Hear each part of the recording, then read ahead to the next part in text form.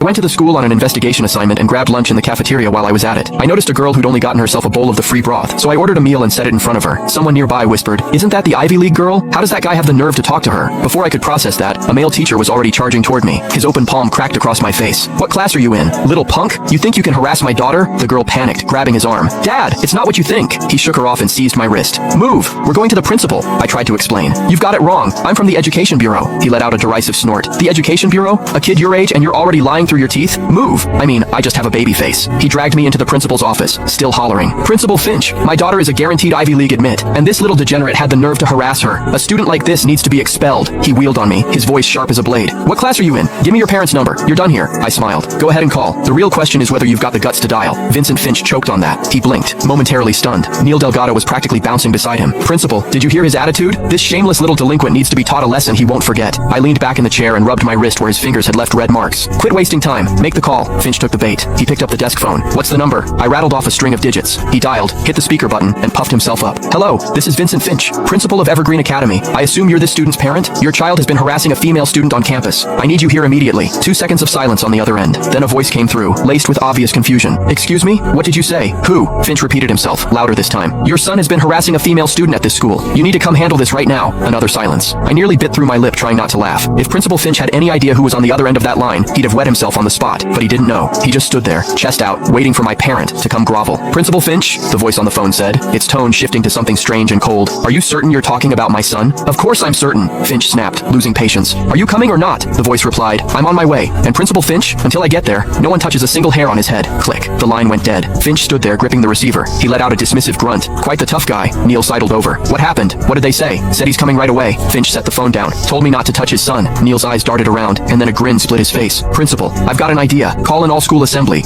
Make this little punk apologize in front of the entire student body. Kill the chicken to scare the monkeys. Let every boy with wandering eyes see what happens." Finch hesitated. "Isn't that a bit much? A bit much?" Neil's voice pitched higher, shrill with indignation. "My daughter is ranked first in the entire city on the practice exam. She's the crown jewel of this school. If we don't deal with scum like this, what's next? Open season on her?" Finch nodded, about to speak, when Neil reached over and grabbed a fistful of my hair. I caught his wrist and twisted. Hard. "Ah!" he yelped, the color draining from his face. "I can walk on my own." I let go and looked at him calmly. Neil clutched his wrist, my steady gaze forcing him back half a step. The obscenity on the tip of his tongue died in his throat. He hadn't expected me to fight back. He definitely hadn't expected me to be that strong. In the corridor, he walked ahead of me, glancing back every few seconds to glare. His mouth, though, never stopped running. "Shameless little punk. No manners, no upbringing." I stopped walking. He stopped too, eyeing me warily. "Watch your mouth." My voice was quiet. He flinched back half a step, his lips trembling twice before he swallowed whatever he'd been about to say. Principal Finch called from behind us. "Let's go. Let's go. The whole field is waiting." The athletic field was packed. Over 2,000 students stood in